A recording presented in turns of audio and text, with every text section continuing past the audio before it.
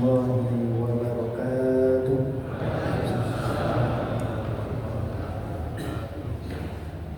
Alhamdulillah, nahmaduhu wa nasta'inuhu wa nastaghfiruh wa na'udzu billahi min shururi anfusina wa min sayyiati a'malina. Man yahdihillahu fala mudilla lahu wa man yudlilhu fala hadiya lahu.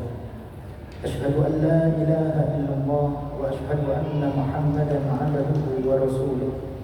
Allahumma shalli wa sallim wa barik ala nabiyyina wa maulana Muhammadin wa ala alihi wa ashabihi wa man tabi'ahum bi ihsanin ila yaumiddin. Subhanaka la ilma lana illa ma 'allamtana wa 'allimna ma yanfa'una وانفعنا بما علمتنا وزدنا علما. قال الله تعالى في كتابه الكريم وهو أصدق القائلين: أعوذ بالله من الشيطان الرجيم يا أيها الذين آمنوا اتقوا الله حق تقاته ولا تموتن إلا وأنتم مسلمون. Alhamdulillah, Bapak-bapak, ibu-ibu yang dimuliakan oleh Allah Ta'ala, alhamdulillah pada malam hari ini kita masih diberikan nikmat oleh Allah Ta'ala dengan berbagai macam bentuk dan banyak sekali kenikmatan-kenikmatan yang bahkan kita pun tidak mampu untuk mengutarakan, menyebutkan satu persatu, yang senantiasa kita usahakan jangan sampai menyepelekan kenikmatan Allah sekecil apapun. Karena nikmat yang terkadang kita anggap kecil itu malah justru akan terasa sangat berharga ketika hal itu semua hilang. Maka mumpung Allah masih memberikan kita sehat di usia yang seperti ini, terkadang memang terhambat dengan kesehatan yang terbatas, dengan minum obat, tapi alhamdulillah kita masih bisa bergerak dan istiqomah untuk beramal soleh dan mendekatkan diri kepada Allah Ta'ala. Makanya mudah-mudahan kita semua senantiasa dijadikan golongan hamba-hambanya yang senantiasa bisa istiqomah beribadah kepada Allah dan menguatkan keimanan dan ketakwaan kita supaya senantiasa beramal soleh dengan yang sebenarnya. Bapak Ibu yang dimuliakan oleh Allah Ta'ala, sebelum kita mulai sebagai pembukaan, karena ini adalah awal bagi saya, mungkin ada di antara bapak-bapak atau ibu-ibu yang belum kenal dengan saya, meskipun memang sudah pinten tahun, nggak terasa.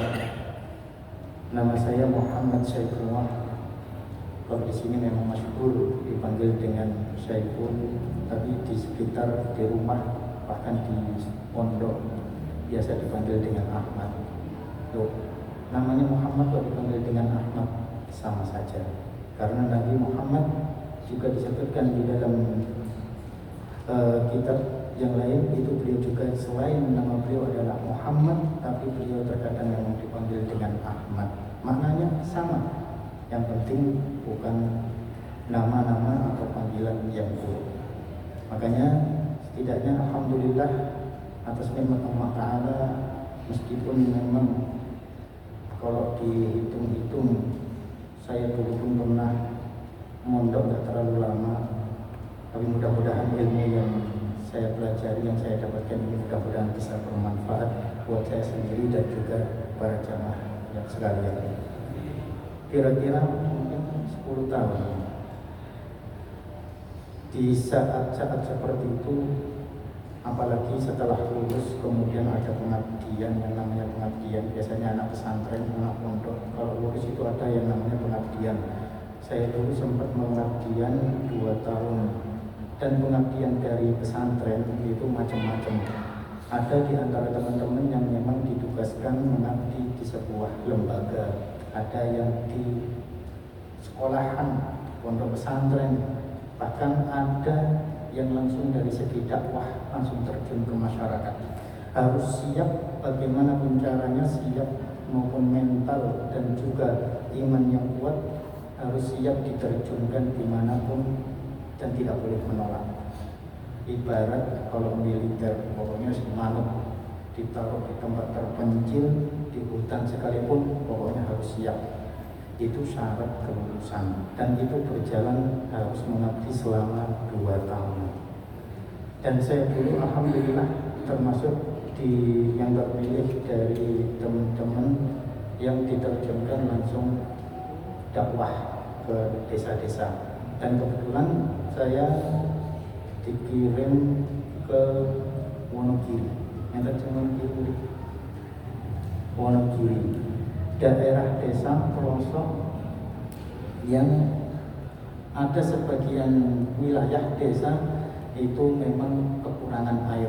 Ada teman-teman diantaranya sampai desa tersebut sangat keringnya, itu nanam padi itu nggak bisa. Jadi air itu memang harus beli. Jadi alhamdulillah di sini kok melimpah, meskipun terkadang memang kita harus beli untuk minum, itu juga harus beli. Tapi alhamdulillah di sana rumput menanam padi itu nggak bisa. Jadi saking keringnya, bahkan sudah diusahakan ngebor buat sumur berapa dalamnya, berapa jauhnya, tetap nggak keluar air karena memang pegunungan. Sehingga ketika dibor itu yang keluar menatap batu-batuan, kita nggak keluar air sama sekali, sekalipun sudah puluhan meter, saking keringnya. Bahkan susah sinyal. Kalau zaman sekarang teknologi canggih menyebar di mana-mana, dengan sangat ngerasanya. Kalau misalkan kita diterjunkan di tempat nggak ada sinyal, di masa kita menikmati sinyal, nggak ada sinyal komunikasi, sehingga kalau mencari sinyal itu harus naik di tempat yang lebih tinggi. Kalau nggak itu naik pohon, dikerek naik pohon supaya dapat sinyal. Itu pun zaman dulu belum, sekarang kan 4G, apalagi HP sekarang ada sudah 5G, dulu masih 3G, bahkan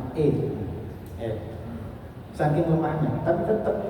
Tapi bagaimanapun caranya harus siap ketika diterjunkan dimanapun, entah itu enak maupun nggak enak.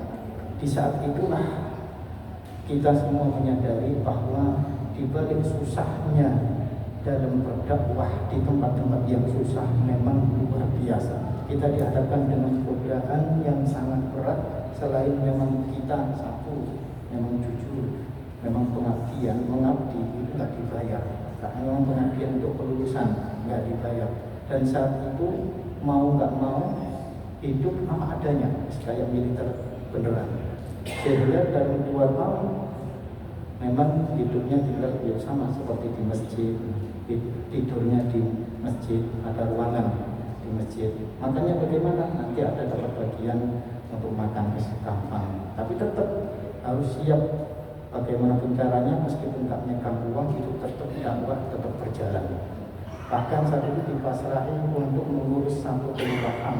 Satu kelurahan itu terdiri dari kira-kira 10 atau 11 musola, sehingga mengurus masjid-masjid, musola-musola, terutama untuk mendidik anak-anak TPA, TPI, dan begitu pula anak-anak remaja. Apalagi di saat itu memang sangat susahnya untuk menarik bahkan mengajak anak-anak untuk mengaji, karena rata-rata memang sasarannya kita utamakan untuk anak-anak. Karena orang-orang desa itu biasanya memang kalau pagi sibuk, mereka mesti ke sawah. Bahkan dengan sawah itu sebelum subuh sudah petani-petani sebelum subuh sudah berangkat. Nanti jam berapa pulang berangkat lagi. Gak sempat kalau kita ajari mereka. Kadang ngajari mereka kalau sempat di malam. Tapi nggak semua. Tapi alhamdulillah yang masih semangat itu biasanya dari kalangan ibu-ibu, semangat dibandingkan dengan bapak-bapak. Yang memiliki semangat sekali. Makanya alhamdulillah tetap diperjuangkan, meskipun memang mengajak anak-anak itu memang nggak gampang, apalagi ngawali dakwah. Ketika awalnya itu nggak ada TPA, TPI pengajian sama sekali, ya kita terpaksa harus mengawali semuanya. Sampai kita berusaha mau nggak mau belani, ngomprak-ngomprai setiap sore atau sebelum asar, habis asar sudah siap-siap berangkat pergi ke jadwal musola yang sudah ditentukan. Ketika waktunya ngaji, datang ke musola, nggak ada muridnya. Kalau nggak ada, kita cari tengah lapangan, dan sawah. Terus dengan anak desa, dioprai. Belum lagi nunggu nah pulang mandi sudah waktunya sudah terpotong, tapi tetap kita usahakan ngaji. Meskipun datang dibelani, berangkat datangi rumahnya di pengumuman, sampai diumumkan di masjid-masjid, di pengumuman masjid, pengumuman untuk adik-adik silahkan berangkat, begitu pulang kakak-kakak silahkan berangkat, yang bagi longgar dipanggili terus, tapi tetap nggak ada yang berangkat. Kalau nggak ada, ditinggal ditunggu 5 menit, 10 menit nggak ada yang datang, kita datangi rumah-rumah. Berat, tapi tetap gimana lagi ini perjuangan. Maka setidaknya kita diajarkan untuk senantiasa ikhlas dalam berdakwah. Makanya dari sini kita tahu bahwa dalam beramal soleh, kalau misalnya kita senantiasa ikhlas, insya Allah gampang, enak. Sehingga juga pikir dia Bismillah dilakoni mawon. Memang butuh, apalagi dalam berdakwah itu memang harus sabar dan juga membutuhkan mental yang kuat. Kalau misalkan nggak kuat, mesti kita pun akan berhenti. Aduh, maaf atau nggak kuat, terus mending nggak bisa, berhenti, keluar dan sebagainya. Itu persyaratannya. Karena masih banyak di antara teman-teman yang ditugaskan di tempat yang lebih jauh lagi, bahkan ada yang sampai menyeberang pulau, sampai jauh dari wilayah atau daerah-daerah yang lain. Susah, lebih susah. Ini untuk menggambarkan bahwa supaya bisa merasakan bahwa perjuangan dalam berdakwah, sesusah apapun kita dalam berdakwah, itu masih tidak ada apa-apanya dibandingkan bagaimana dakwahnya para nabi dan rasul dahulu ketika berdakwah kepada kaum musyrikin. Makanya alhamdulillah dengan ketabahan dan itu semua kita kemudian diberikan keberhasilan dan diberikan kelulusan, meskipun memang butuh perjuangan yang berat. Makanya ini sekilas bagaimana dalam berdakwah itu memang gak gampang. Bahkan kita usahakan untuk senantiasa memanfaatkan ilmu-ilmu yang kita dapatkan. Mungkin ini sebagai pembukaan untuk pengenalan. Mungkin ada yang belum kenal. Alhamdulillah. Kenal ya Bu? Jenengan monggo mau manggil saya Saiful atau Ahmad ya, monggo. Maka untuk pertemuan kali ini kita akan membahas tentang hadis, kumpulan hadis yang berjudul As-Sittunan Nafi'ah. Sittun itu artinya, sitah itu 6. Kalau sittun berarti 60. As-Sittunan Nafi'ah. Buku ini, kitab ini berisikan hadis-hadis yang berjumlah 60. An-Nafi'ah, yang insya Allah hadis-hadis ini sangat bermanfaat karena isi-isinya itu berkaitan dengan kehidupan kita sehari-hari. As-Sittunan Nafi'ah, 60 hadis ini rata-rata menghimpun, berisi di dalamnya berkaitan dengan aturan-aturan ataupun ketentuan-ketentuan setiap kehidupan kita, insya Allah ada.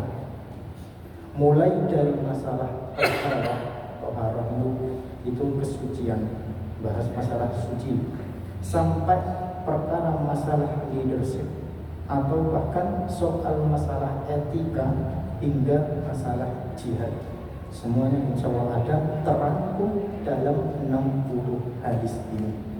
Kalau selama ini yang kita kenal itu hadis Arba'in An-Nawawiyah. Ngertos ya, Arba'in? Arba'in itu artinya 40 hadis.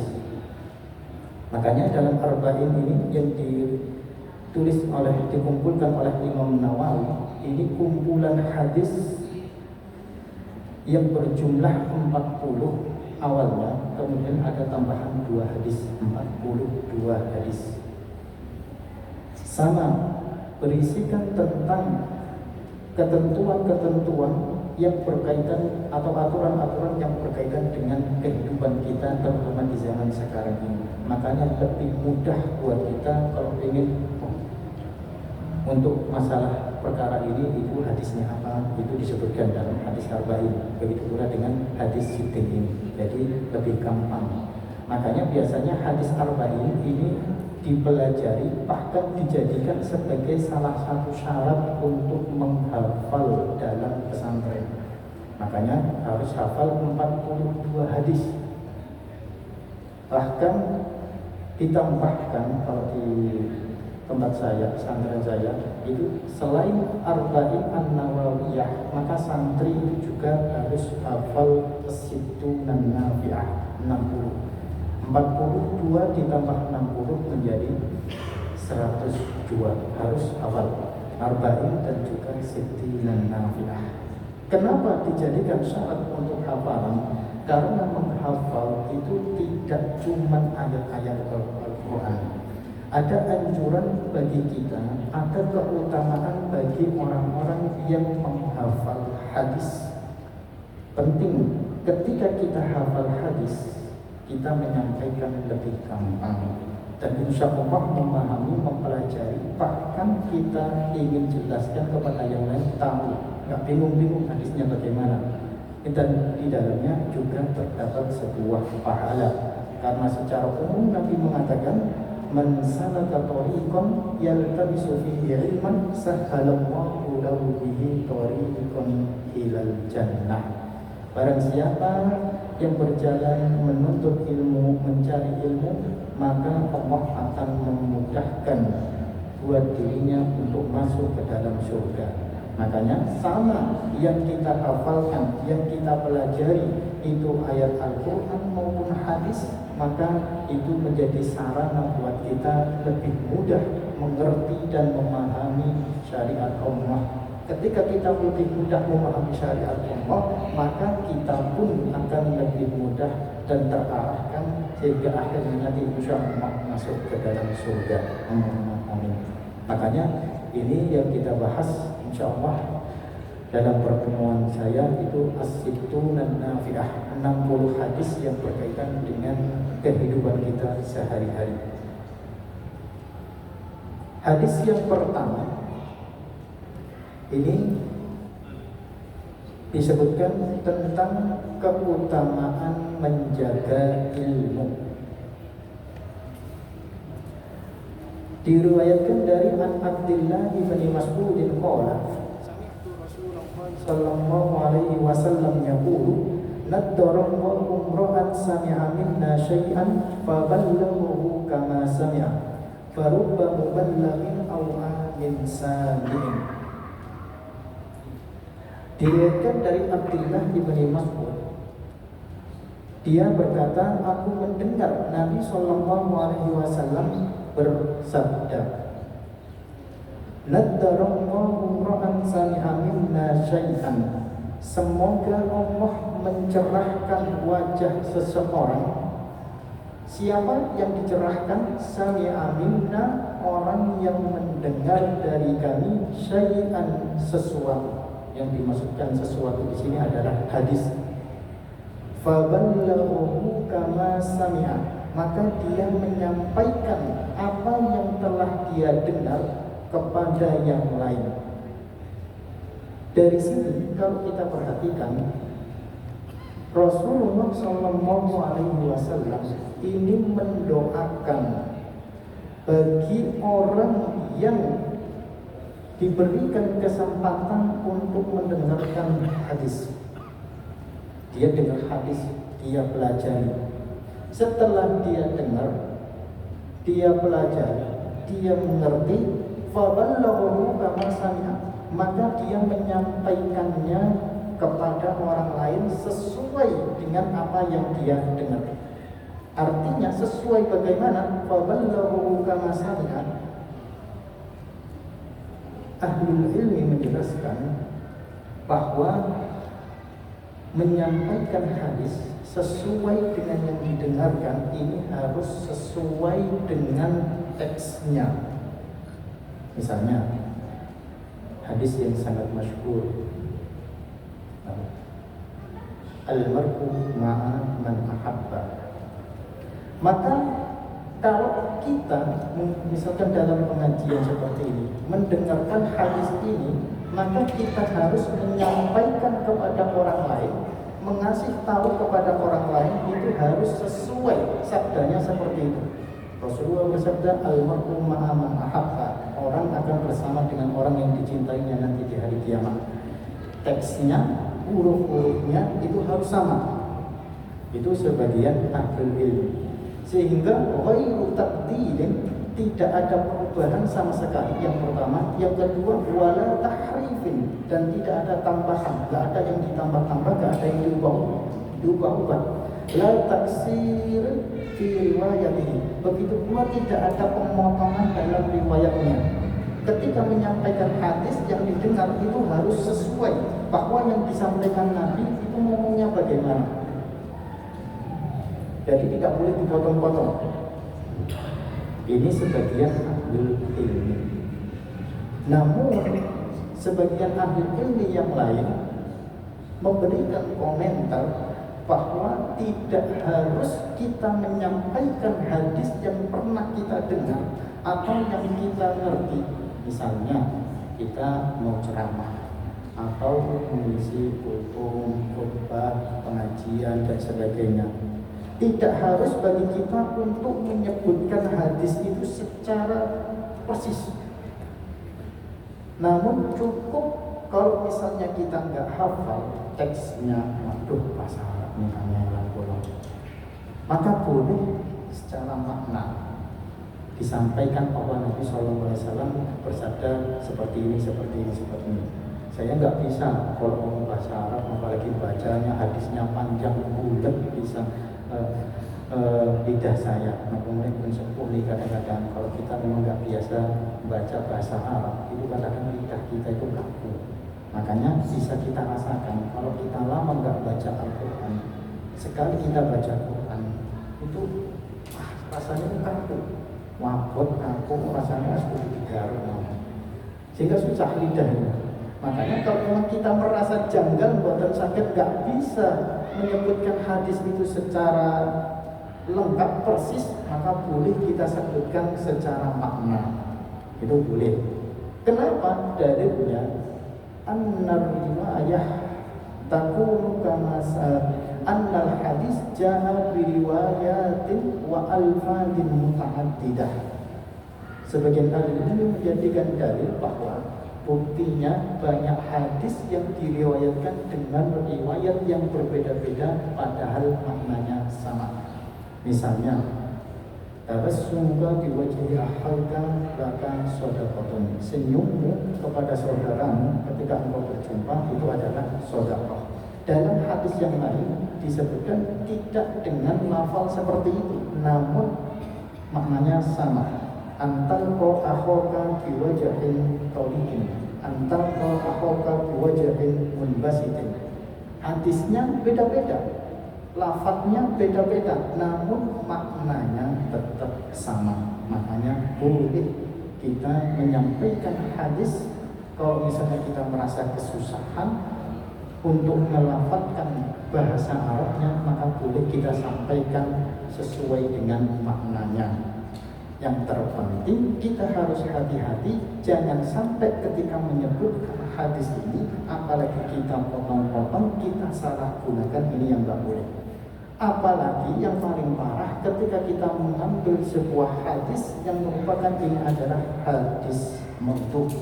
Hadis maudhu itu hadis palsu.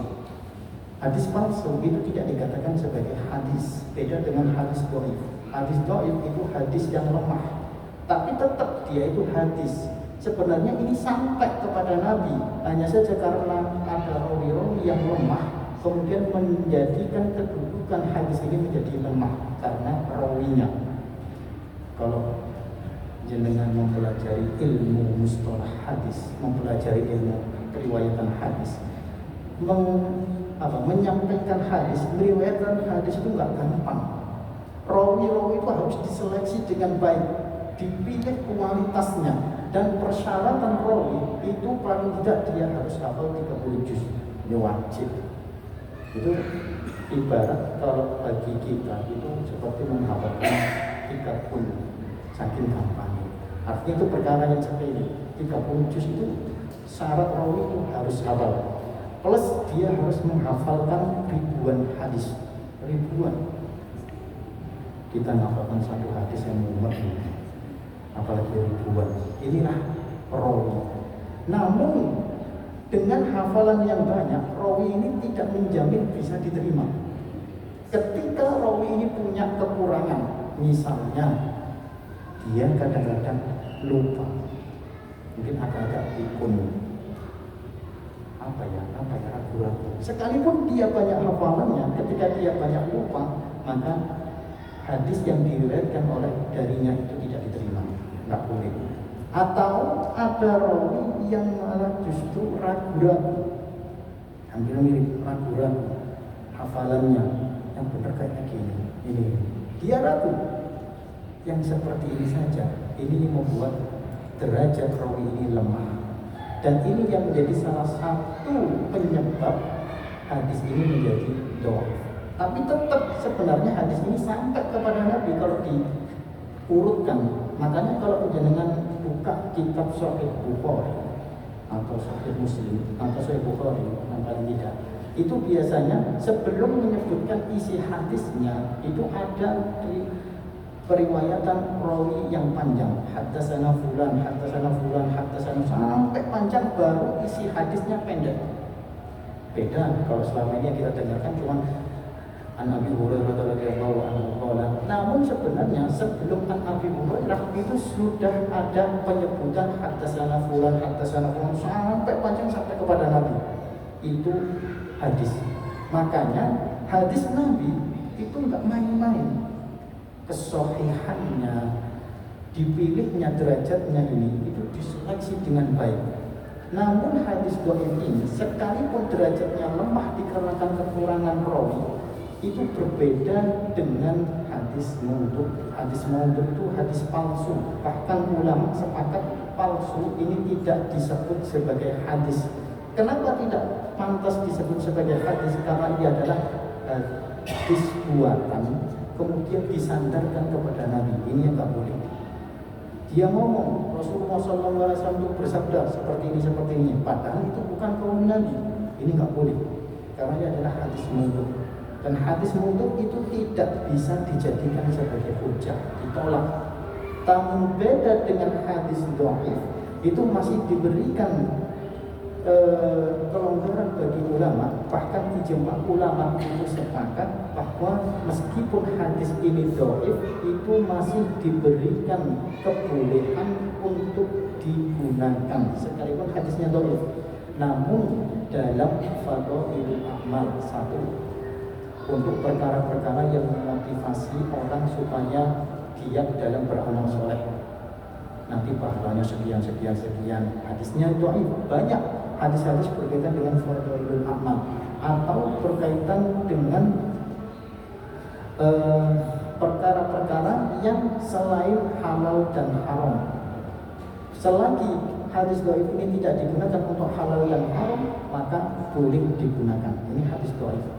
Maka penyeleksian ini sangat luar biasa. Makanya ketika kita mendapatkan kesempatan untuk mendengarkan, dapat ilmu berkaitan dengan masalah hadis, maka ini adalah kesempatan yang besar sekalipun satu hadis.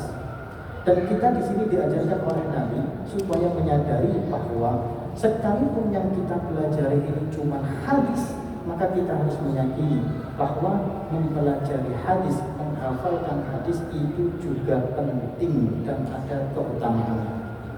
Jadi enggak cuma menghafalkan ayat Al-Quran, kita menghafalkan hadis itu juga dapat pahala, ada keutamaannya. Jadi enggak cuma ayat-ayat Al-Quran. Karena apa? Karena ada sebagian orang yang menganggap bahwa dia tidak butuh untuk mempelajari hadis karena cukup mempelajari Al-Quran saja. Maka orang-orang seperti ini itu biasa disebut sebagai ingkarus sunnah. Mereka orang-orang yang nggak percaya, nggak mau menjadikan hadis untuk dalil, tidak membolehkan hadis digunakan untuk kehidupan sehari-hari, digunakan untuk hukum. Kalau memang mau mempelajari hadis, jangan. Kalau perlu cukup mempelajari Al-Quran. Itu. Orang-orang seperti ini itu ada. Mereka orang Islam juga. Namun mereka meyakini bahwa mempelajari Al-Quran itu sudah cukup, tak butuh hadis-hadis Nabi. Dan orang ini ada. Bahkan di masa pernah diceritakan oleh Hasan Al-Basri, di saat ada sahabat yang menyampaikan masalah hadis, kemudian ada orang yang memberikan komentar.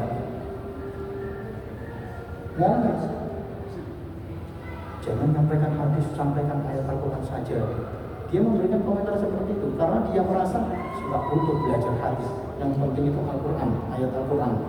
Apalagi dia merasa al-yawma akmaltu lakum dinakum wa atmamtu alaikum. Merasa bahwa saat itu Quran itu sudah sempurna, sehingga ketika mempelajari ayat Al-Quran tidak butuh dengan mempelajari hadis. Kemudian dia ditegur, kalau kamu tidak mempelajari hadis, dari mana kamu akan mengetahui berapa jumlah rakaat secara detail dalam setiap sholat? Kalau kamu tidak mempelajari hadis, kamu tidak akan mengetahui berapa kali kamu akan tawaf memutarinya. Bagaimana caranya kamu akan melempar jumrah, atau bahkan bagaimana caranya kamu melakukan tawaf saat melakukan ibadah umroh atau haji. Dan banyak dalam perkara atau dalam hal-hal yang lain tidak diingatkan bahwa hadis ini penting buat kita. Kenapa? Karena secara praktek, apalagi Nabi SAW menyebutkan laqad kana lakum fi Rasulillahi uswah. Rasulullah itu sudah menjadi suri tauladan yang baik buat kita. Kalau kita ingin mempraktekkan Al-Quran dengan benar, kalau zaman dulu bisa ketemu Nabi, bisa lihat Nabi seperti ini. Sekarang kita nggak bisa berjumpa dengan Nabi. Lalu bagaimana kita mempraktekkan Al-Quran, isi Al-Quran dengan benar? Maka kita lihat jejak-jejaknya, warisan yang ditinggalkan oleh Nabi. Apakah itu? Ya hadis-hadis itu. Dari hadis-hadis itu kita menyadari, paham, begini cara prakteknya, begini caranya.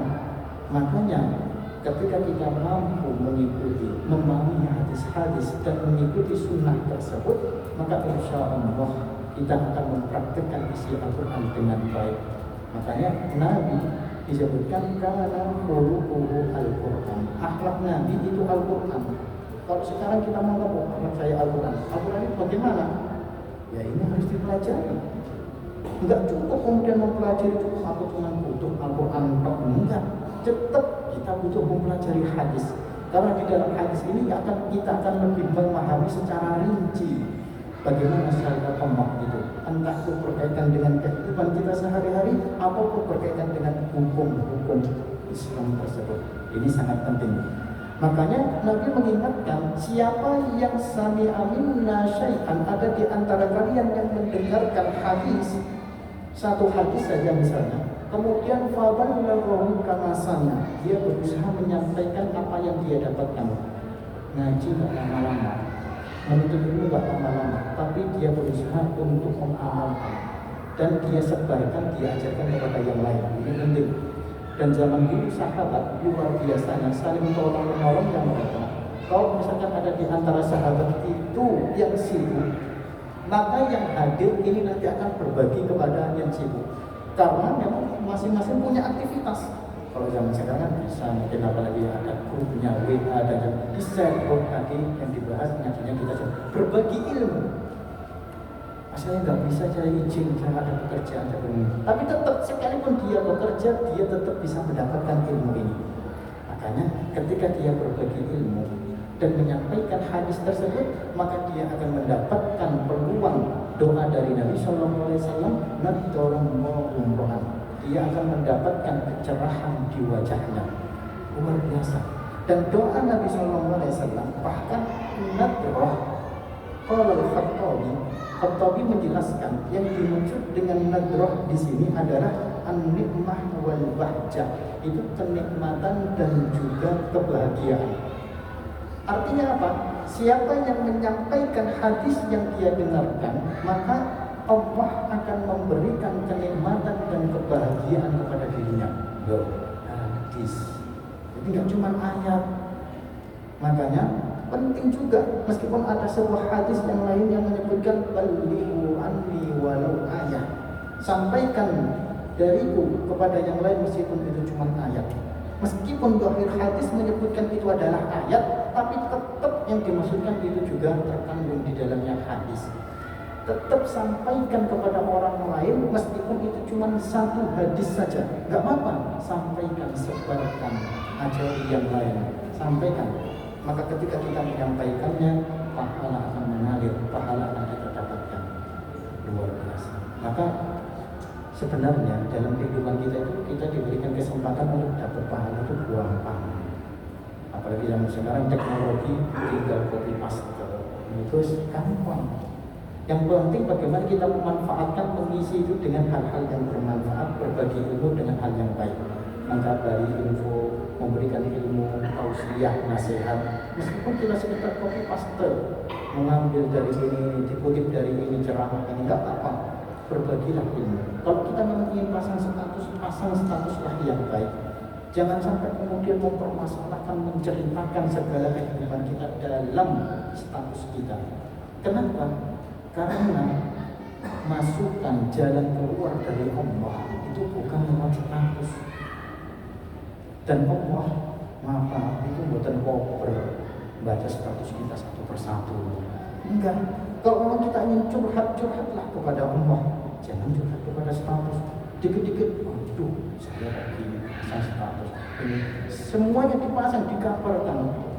Khawatirnya orang yang melihat itu tidak cuma orang yang hatinya baik. Ada orang yang diantaranya bisa jadi hatinya buruk, hatinya itu jahat, melihat kegiatan bapak ini, ibu ini, dan sebagainya. Karena nggak semuanya itu baik. Sama saja ketika kita mencurhatkan perasaan kita di status, itu kita mengutarakan permasalahan kita supaya diketahui oleh banyak orang. Sekalipun mungkin ada sebagian orang yang memberikan solusi, yang memberikan masukan, tapi tetap akan ada orang-orang yang niatnya buruk, menyebarkan, bahkan bisa jadi dijadikan bahan untuk menjelek-jelekkan satu sama yang lain.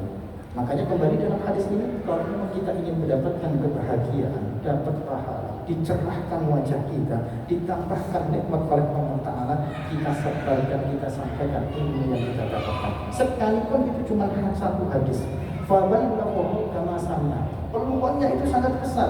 Bahkan dijelaskan bahwa an-nadrah itu tidak sebatas kenikmatan dan juga kebahagiaan, namun juga keindahan dan kecermerlangan buat kita. Wajah kita akan senantiasa dijaga oleh Allah, dicerahkan oleh Allah Ta'ala, nampak bahagia. Karena apa? Satu, kita mau berbagi ilmu kepada yang lain. Sekalipun itu cuma satu hadis. Kalau kita nggak mampu menghafal, paling tidak kita sampaikan sesuai dengan maknanya. Kita ingatkan saudara kita, ingat Nabi ngeteliti tenang sabu, tenang sahabat, insya Allah dapat pahala. Makanya di sini an-nadrah, peluang untuk mendapat doa itu sebenarnya bisa didapatkan oleh masing-masing orang. Tinggal kita mau menggapainya atau tidak, tinggal kita mau mengambilnya atau tidak. Makanya dalam hadis ini itu ada anjuran al-hassu, anjuran supaya kita senantiasa mampu menerima dan memahami hadis dengan baik. Kemudian tidak cuma bermanfaat buat kita, tapi kita sampaikan kepada orang lain. Maka manfaatnya pun akan berbagi kepada yang lain. Ini manfaatnya. Bahkan di sini disebutkan faruba muballighin aw amin samin. Bisa jadi terkadang orang yang menyampaikan muballigh, orang yang menyampaikan hadis tersebut itu ternyata aw amin samin. Muballigh para hadirin. Bisa jadi ada di antara orang itu malah justru yang mendengarkan itu lebih paham, lebih hafal dibandingkan dengan orang yang menyampaikan. Makanya kadang kan sebagian orang merasa ketika menyampaikan, waduh hadisnya itu saya ragu. Mungkin bisa jadi hadirin yang hadir itu lebih paham, lebih hafal. Karena nggak semua orang yang menyampaikan itu paham, nggak semua orang yang menyampaikan itu hafal dengan baik. Makanya baru baru lagi tahu min sama. tapi tetap kita dianjurkan, sekalipun hadis ini adalah hadis yang kecil, hadis yang pendek, sekalipun yang hadir ini jauh lebih paham, maka kita dianjurkan untuk tetap menyebarkan dan menyampaikan kepada yang lain. Punisa. Insya Allah ada waktu malam. Ya. Sebenarnya ini masih belum selesai. Insya Allah keterangan selanjutnya kita lanjutkan pertemuan yang mendatang. Mudah-mudahan apa yang kita pelajari pada malam hari ini bisa menjadi ilmu yang bermanfaat buat kita dan bisa menjadi salah satu sarana keistiqomahan kita untuk beriktibar kepada sunnah Rasulullah Sallallahu Alaihi Wasallam. Wabillahi taufiq wal hidayah. Subhanallah wa bihamdihi. Asyhadu an